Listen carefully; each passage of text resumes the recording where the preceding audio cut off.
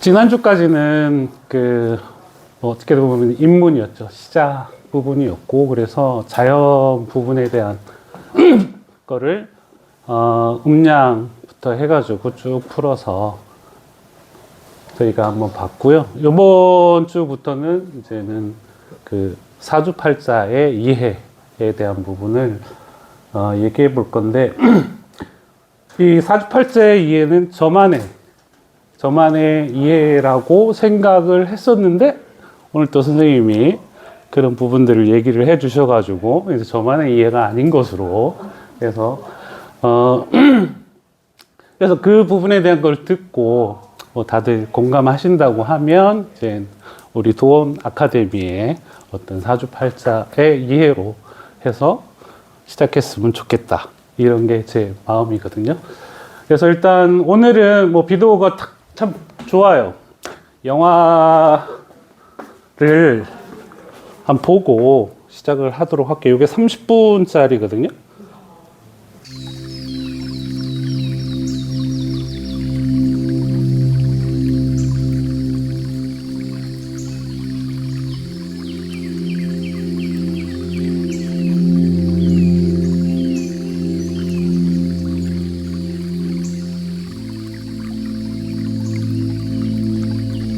재밌으셨나요? 제가 사주를 좀 배워보고 싶다고 한 그 시점에 그때 이 영화를 봤었을 것 같아요. 근데 거기에 나오는 스파크가 내가 배우고 있는 사주와 너무 닮아 보여서, 그래서 이 부분을 다른 사람에게도 얘기를 해주고 싶다라고 해서 제가 자료를 만들게 된 거거든요. 스파크에서는 7개밖에 안 되는데, 그래도 사주는 8자나 되니까 아무래도 영화에서 나오는 인생보다는 저 인생이 더 다이나믹한 것 같고, 저거를 얘기를 할 때, 하늘에서 뭔가 내려왔잖아요. 지난 시간대에 저희가 북두칠성에서 오는 어떤 기에 대한 부분을 얘기를 했었고, 처녀자일 통해서 뭔가 북두칠성을 통해서 뭔가 지구로 오는 그 기에 대한 부분을 얘기를 했었잖아요. 그러니까 우리가 태어날 때 시점이 요 상황인 것 같다 보여서 이것도 작성해 봤어요.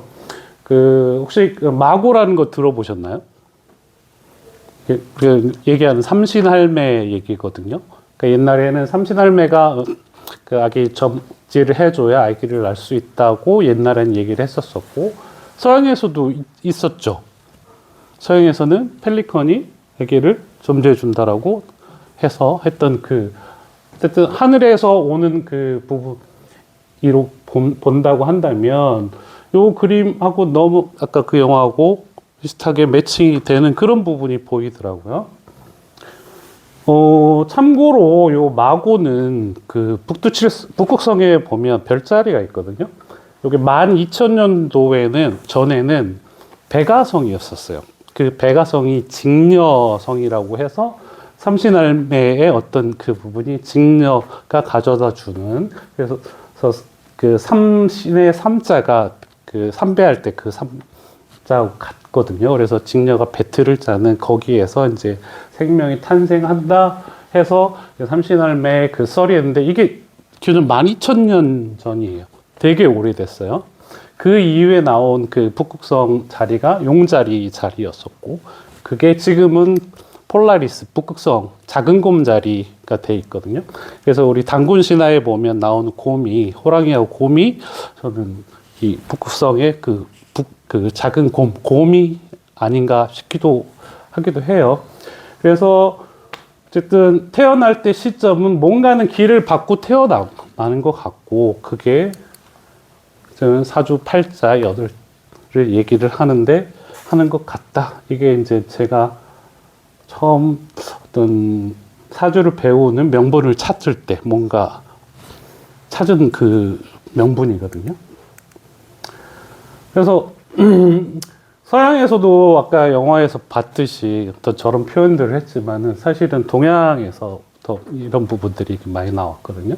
그러니까 이 황제의 내경은 들어보신 분도 있을 텐데, 이 황제의 내경은 중국 옛날 고 중국의 의학 서적이었어요. 그래서 이 황제의 내경을 베이스로 해서 중의학이 나오고 한의학도 나온 그거거든요. 그 책이거든요. 근데 거기에서도 그 사람을 표시를 할 때 소위 천지 합기 명지 왈이냐, 천지의 기가 합하니 일을 한다, 사람이라 한다. 그래서 천지는 우리가 배웠던 하늘의 기운과 땅의 기운을 말하는 거고요.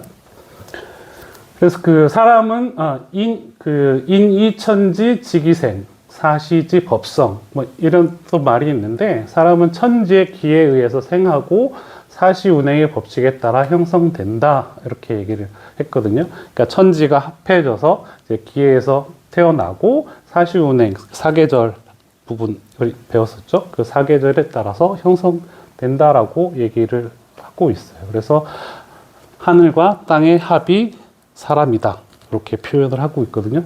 우리는 알고 있죠, 그죠? 하늘, 천간을,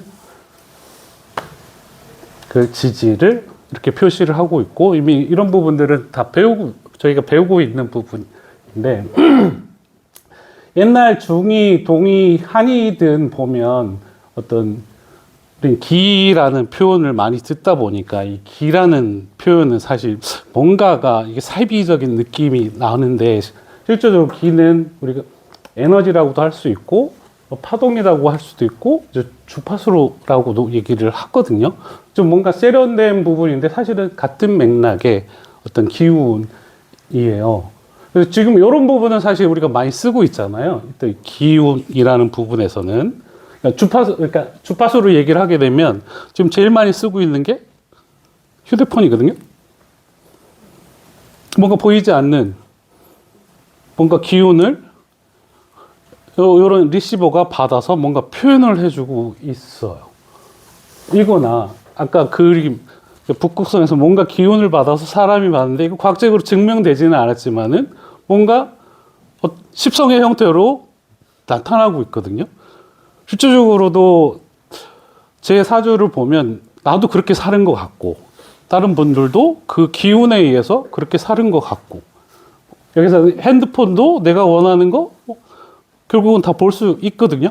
핸드폰보다 훨씬 많죠. 핸드폰에는 어차피 들어가는 게 텍스트, 문자하고 영상하고 음악 뭐 요 정도밖에 안 되는데, 그걸 가지고 다양한 컨텐츠를 보고 있듯이 가불병정 무기경심계 십천간을 가지고 다양한 삶들을 살고 있는 것 같고, 거기에 지지의 어떤 그 움직임, 이게 지지와 같이 합을해서 육식갑자라는 그 운명을 살고 있는 거라고 보고 있어요. 그래서 나중에는 이거 뭐 저기도 배울 건데, 사람은 천간의 기운을 폐로 받아들인다고 했고, 그 땅의 기운은 간으로 받아들인다고 했어요. 이건 폐는 이제 옛날에는 어떻게 뭐 숨을 쉬니까 그런 생각을 했는지 모르겠지만 지금은 알고 있잖아요. 우리가 산소를 폐서 그 사용을 하고 있고, 지지에서는 그러니까 음식물을 통해서 이제 간에 가서 처음 이런 부분들을 에너지화해서 쓸 수 있게끔 하는 이 부분. 그래서 하늘과 땅이 합쳐져서 인간이 됐다라고 얘기를 해요. 그러니까 이 지지에서의 어떤 이 간의 형태도 그 인간이 지난번에 강의할 때 사람이 만들어진 거는 결국은 작은 세포, 그러니까 고세균이라는 애하고 그 다음에 알파 프로테오박테리아라는 얘가 합쳐져서 걔가 진화를 해서 만들어진 거거든요.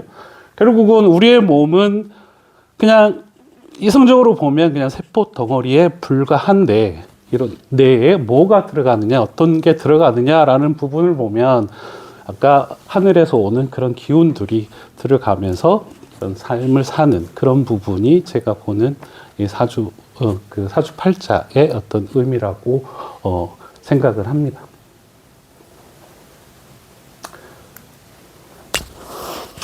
그래서 뭐 이건 다 알고 있는 내용인데요. 뭐 연주는 국가, 가문, 월주는 사회, 가족, 일주는 나, 배우자, 시주는 미래, 진로, 자녀, 뭐 이렇게 보고 있는데 여기도 써놨지만 지난번에도 잠깐 얘기했지만 그 연주는 이제 목성의 기운이라고 제가 말씀을 드렸고, 그다음에 월주는 태양의 기운이라고 말씀을 드렸고, 일주는 달의 기운이라고 말씀을 드렸고, 시주는 지구의 자전 시간을 의미한다라고 말씀드렸잖아요. 이 10이라는 거는 태양계에서 별자리 12개의 별자리를 지날 때 그 시간을 얘기를 하거든요. 태양은 1년에 12번을 도는 그런 부분이라서 그거를 12로 나누면 한 달의 개념이 되는 거고요. 뭐 이렇게 이해하시면 되는데, 저기에 또 토성이 또 들어가 있어요. 저건 토성의 자전은 30년이거든요.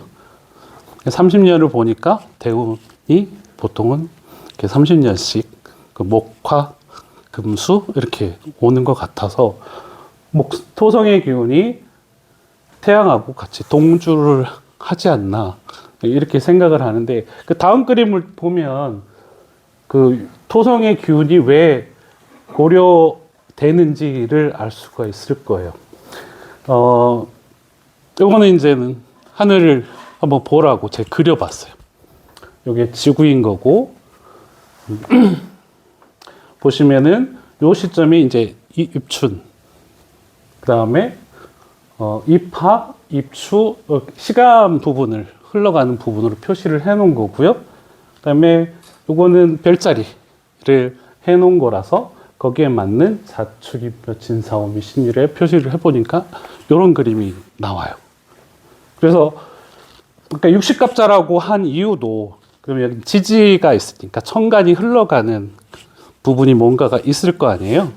그래서 그려보면 자수, 그 제일 처음에 항상 시작하는 게, 육식갑자는 다 못 그리니까 한 2개만 그려볼게요. 갑자부터 해서 갑을, 병청, 무기, 경신, 임계 이렇게 그리면 이게 10년이에요. 그래서 여기는 우리가 얘기하는 공망의 기운이 요 2개고요. 그러면 이제 10년을 살았잖아요. 그러면 그 다음은 보통 지구나 모든 행성은 오른쪽으로 이렇게 돌고 있거든요. 얘도 기운은 마찬가지예요. 그래서 두 번째 기운이 갑자가 여기서부터 시작해요. 그래서 똑같이 갑을, 병정, 무기,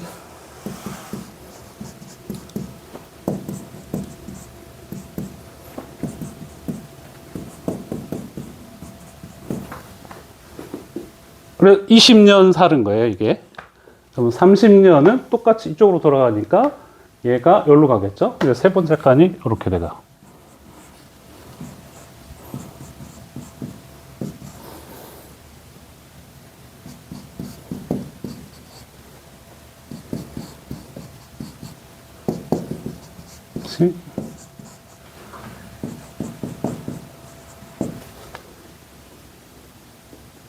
한 칸 위로 갔네요. 어쨌든.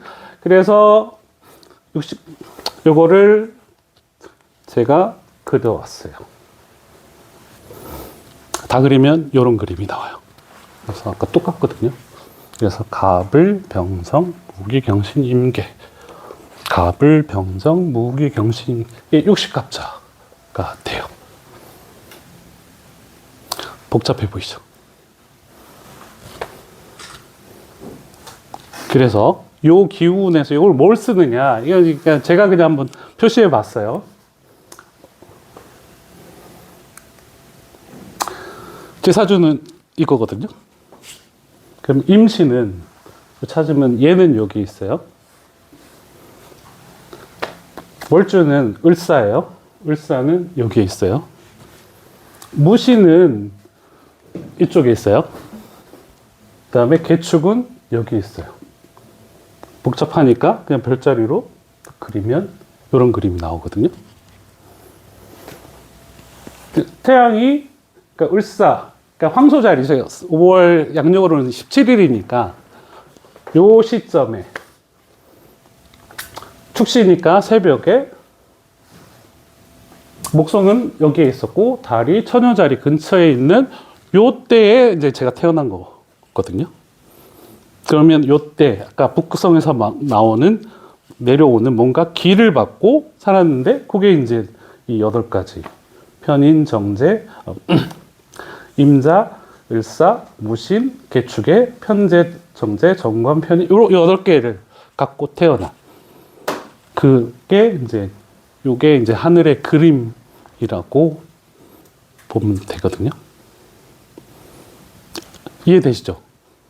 그래서 이거를 아까 제가 토성을 설명을 드렸는데 무신하면 그러니까 여기 이 별자리 요 위치에 있는 거 보면 경신도 있고 병신도 있고 갑신도 있고 임신도 있잖아요. 그럼 방향은 항상 여기에 있는 그 상황이 된단 말이에요. 그러니까 이런 식으로. 그러면 얘가 똑같은 위치에 오는 걸 동일시는 할 수 없잖아요. 그러면 제가 여기 위치에 있을 때 목성이 겉으로 돌면서 5자리가 또 나오는 그런 상황인 거거든요. 그러니까 한 번 여기 있을 때 뭐 예를 들자면은 72도니까 뭐 여기에 있다고 쳐요, 목성이. 목성이 처음에 뭐 여기 있었다고 치면 한 바퀴 돌아오면 동일한 위치일 거 아니에요. 근데 그때 목성은 한 이쯤 정도 이동을 했을 거고 또 한 번 돌아오면 한 이 정도였을 거고 5번을 얘가 6번 돌면 60갑자 한 번을 도는 그런 상황이라서 아까 토성의 기운이 이런 게 아닌가 해서 이제 표현을 한 거고요.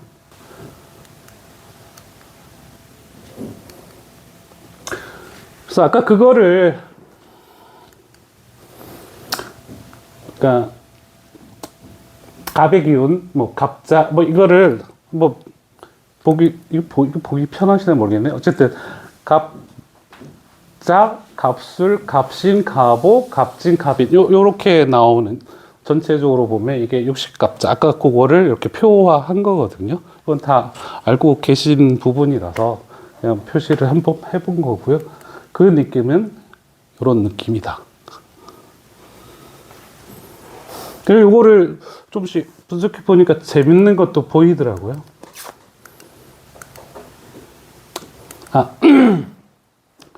이거는 이제 우리가 배운 부분에서 이제 금묘화시를 배웠잖아요. 큰 기운이 이제 얘하고 얘인데 지난번에 설명드렸듯이 지구와 그 달 바깥쪽으로는 양의 기운이라고 했고 그다음에 안쪽은 음이라고 했잖아요. 그래서 얘하고 얘는 양의 기운 이렇게 들어본다고 보면 금묘화실로 보면 처음에 쓸 수 있는 그 기운은 이렇게 제일 넓고 점점 좁아지는 그런 부분이라고 생각을 하시면 돼요. 이런 식으로 들어온다라고 크기가 다르죠. 그래서 저는 연주를 무의식으로 표현을 했어요. 그러니까 어렸을 때부터 뭐더 교육받는 그런 부분들이 머릿속에 학습되는 그런 부분이라서 그래서 관성이라고도 표시를 했고요. 그래서 보통은 이건 사회에서 보통 쓴다라고 해서 사회궁이라고 했고 양이라고 표현을 했어요. 일주와 시주는 자아. 그러니까 무의식이라고 한 거는 어렸을 때 그냥 무의식적으로 학습되는 것들이 되게 많거든요. 그러니까 뇌의 구조도 부드럽기 때문에 그 스펀지처럼 흡수하는 그런 게 많은데 이제 어느 정도 이제 뇌가 굳어지면서 학습을 하게 되면 이 부분이 뇌적으로는 이 전전두엽이라는 이 부분이 있거든요. 그게 배선이 된다라고 보통 표시를 하는데 요게 뇌가 생성이 되는 부분이 여기에요. 그래서 모든 판단은 여기로 하는데 이제 그 부분에 대한 자아를 그래서 여기서 표현을 한 거고요. 이거는 가정은 이거는 사회에서 쓴다고 하면 이거는 내 주변에서 쓴다고 해서 가정이라고 표시를 했어요. 그래서 아까 그 표를 이렇게 들여다보니까 이런 것들이 보여서 그래서 요건 적어봤고요. 요거는 이제 천간합, 이제 갑기, 합토, 요거 혹시 다 배우셨죠? 그래서 갑의 기운을 보니까 자술, 신오, 진인. 요거하고 얘하고 합이란 뜻이거든요. 그럼 자는 양의 기운이고 사는 음의 기운. 그래서 천간합의 합이란 거는 크게 의미는 없는 것 같아요. 그냥 음과 양의 합을 천간합이라고 표현을 한 것 같고요. 충이 보이더라고요. 그러니까 지지에 충이 보이는데 이렇게 보니까 좌우충, 충미충, 인신충, 묘유충, 뭐 진술충 이렇게 보니까 그냥 극이에요. 금극목 순서대로 수극화, 목극토, 화극금, 그다음 토극수 이렇게 보이거든요. 그래서 요거 두 개만 보면 천간은 충은 없는 것 같아요. 그러니까 생을 하거나 극을 하는 그런 상황이지 또 우리가 알고 있는 뭐 그 병화, 임신, 병충 뭐 이런 개념은 없는 것 같아요. 그래서 충이 하나 보였고요. 원진이 보였어요.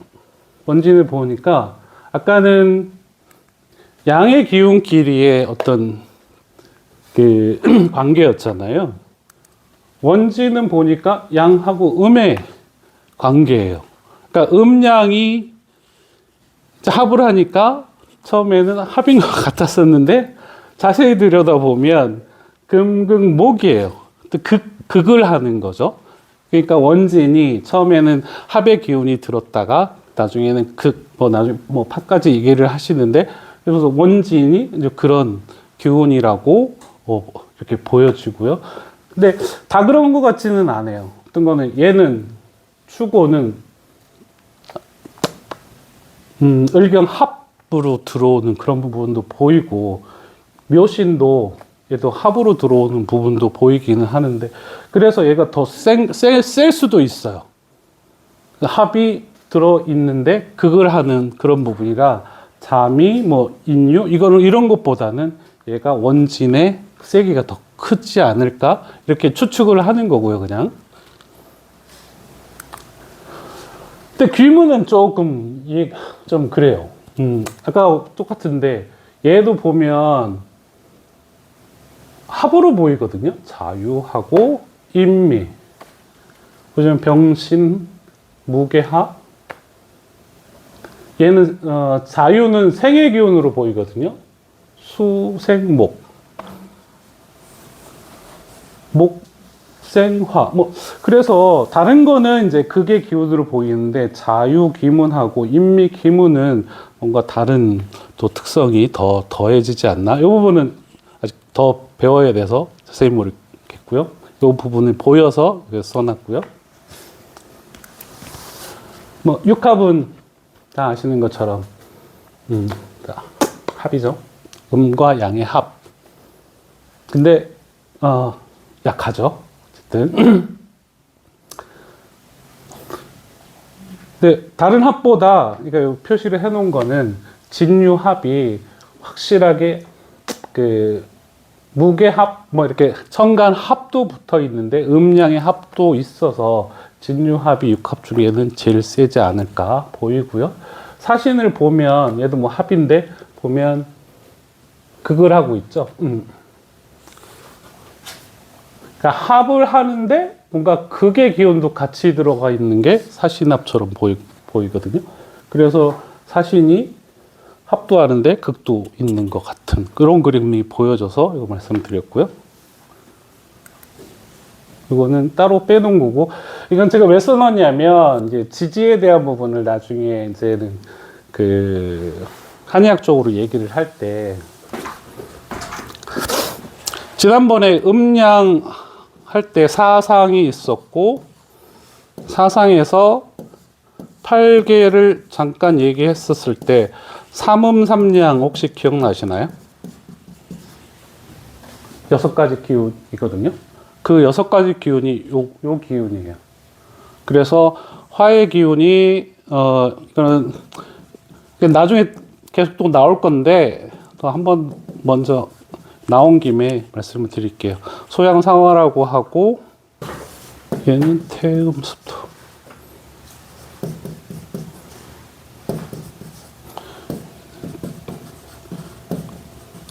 태양한수.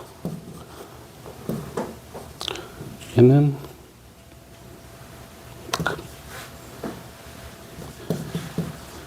양명 조금. 얘는 소음 군화. 얘는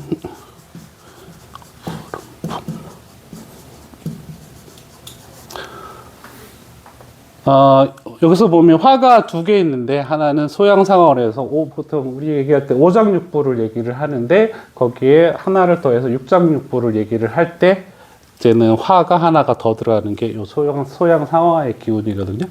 그래서 얘는 태양한수라고 하고 양명 조금이라고 하고 금이라고 하고 소음군화. 화는 화인데 음의 기운을 갖고 있는 화. 그래서 얘는 거름풍목, 태음습토 이런 부분이 있어서 한 번 더 말씀을 드렸고요. 마지막으로는 저희가 합도 받고 이제 천지를 어떻게 쓰는지도 봤는데 이 부분에 대한 거를 또 십성으로 한번 연결을 해 봤어요. 그래서 우리가 배울 때 나를 기준으로 해가지고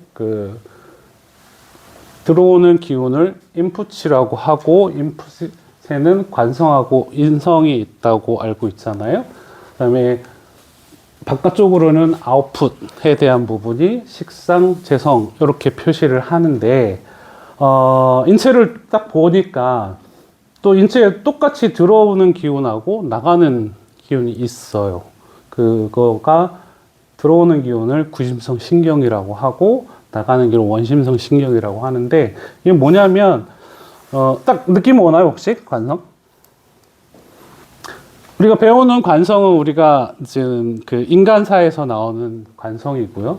자연의 관성을 느끼는 거는 혹시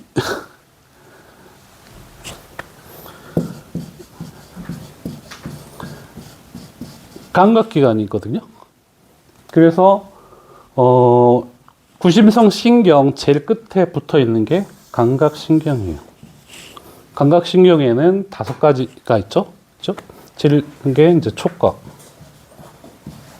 그 다음에 후각, 시각, 미각, 청각. 그래서 제가 본 인체의 관성은 감각기관을 통해서 이런 감각들을 받아들이는 거라고 판단을 해서 관성을 감각기관으로 얘기를 했고요. 인성은 이 들어온 감각을 뇌에서 처리하는 데가 있어요. 보통 요거를 시상이라고 하거든요. 그래서 뇌에서는 얘는 시상으로는 안 가요. 얘는 다른 데로 가는데 어쨌든 관련이 있고요. 촉각, 시각, 미각, 나머지 4개는 다 시상으로 들어가가지고 뇌에서 처리를 해요. 그래서 인성을 저는 시상으로 놨고요. 나라는 부분은 이거를 뭘로 표시를 했냐면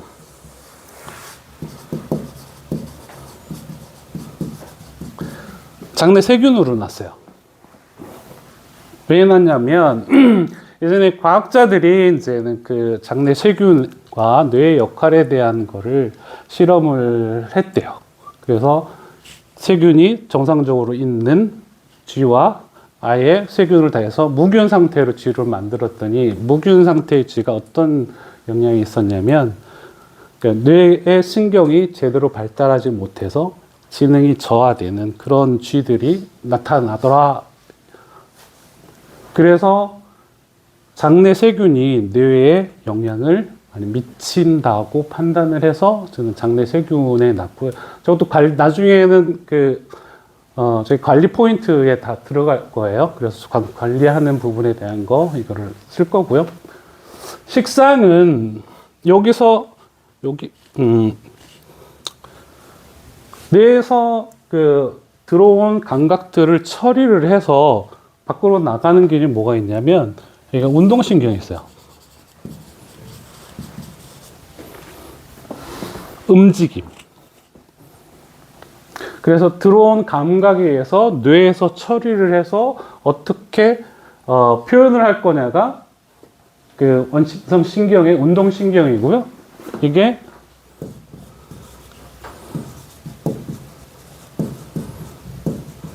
움직임, 식상으로 표시를 했거든요. 근데 몸에서는 사실은 재성은 없어요. 왜 표시를 했냐?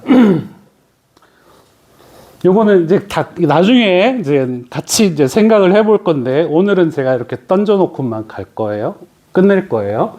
왜냐하면 요런 감각들이 태초에 생명이 탄생을 한 이후에 계속 진화를 하면서 발생했던 거라, 가장 원초적인 게 뭐냐면 시각이 아니라 후각의 감각이었거든요. 그러니까 여러분이 눈을 감고 생각을 해 보시면 어떤 감각이 들어가야 내가 움직일까라는 부분을 보면 제일 큰 감각은 사실은 여기는 표현을 안 했는데 감각이 하나 더 있어요.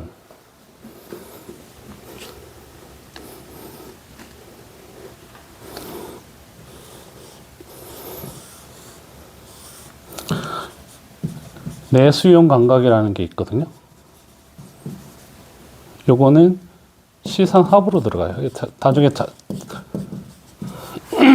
다시 잘 그려서 제가 다음 시간에 제대로 보기 편하게 할게요. 그래서 감각에는 외부 감각을 받아들이는 피부의 어떤 그런 감각기관하고, 그 다음에 내 몸 내부에서 장기와 내 몸 상태를 받아들이는 인식하고 센싱하는 기관인데, 그거를 내수용 감각이라고 하고요. 그거를 받아들이고 처리하는 게 시상하고요. 뇌에서. 다 그려드릴게요. 그래서 최초에 후각만 있고 시각이 없었던 그 시점에는 후각에 의존해서 내가 뭔가를 움직여야 되는데, 거기에서 가장 큰 감각은 결국은 배고픔이거든요. 그래서 내수용 감각으로 올라오는 배고픔에 따라서, 외부 감각에 따라서 이제 움직이기 시작을 하는 거죠. 여기까지가 그러니까 움직임이잖아요. 결국은 재성의 의미는 먹이에요. 외부에 있는 거예요. 그러다가 어떤 진화된 우리 시각이 생겨나기 시작했어요. 처음에는 후각만 있는 상태에서는 안 보일 거 아니에요. 공간에 대한 인지라든가 어디에 뭐가 있는지는 안 보이고 그냥 냄새만 의존을 해가지고 내 먹이다 혹은 적이다 또 구분을 해야 될 거 아니에요. 나를 잡아먹는 놈들도 있으니까. 그래서 그 감각의 영역에 보면 접근을 할 것인가 회피를 할 것인가가 이제 우리 뇌의 가장 큰 선택이 있고요. 그래서 거기에 따라서 이제 내가 움직일 것이냐를 아는데, 후각만 있을 경우에는 잘 모르는 그런 상태였는데, 이제 시각을 가진 동물들이 나오기 시작하니까 이제 공간이 보이는 거예요. 그래서 재성은 처음에는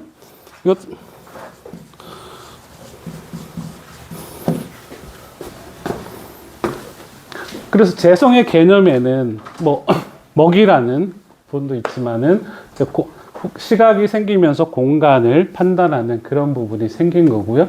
또 본능이 하나 있잖아요. 후손을 남겨야죠. 그래서 재성의 의미에는 남자 입장에서는 부인의 어떤 그런 부분도 들어간 게 아닌가 싶고요. 또 여기에 이제 시각이 생기고 후각도 생기고 하다가 또 추가가 된 게 뭐냐면 뇌 속에는 가치가 투과돼요. 한 마리만 있을 때와 두 마리 있을 때, 혹은 작은 먹이, 큰 먹이, 어떤 거를 쫓을 것이냐, 이제 그거에 따라서 가치라는 부분이 추가가 되면서 여기에서는 또 물질에 나온 것 같아요. 재물.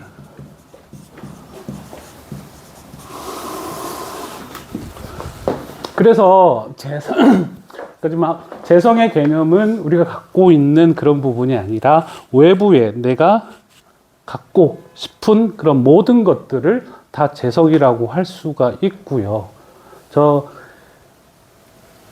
재성이 많으면 이제 제다신약이라고 해서 내가 움직여야 되니까 내 에너지가 적어지겠죠. 그래서 그것도 머릿속에서 계산을 해야 되니까. 그래서 할 게 많으면 내 몸이 약해진 제다신약의 개념이 이런 부분이 아닌가 싶기도 하고요. 그래서 오늘은 여기까지만 제가 던져 놓을게요.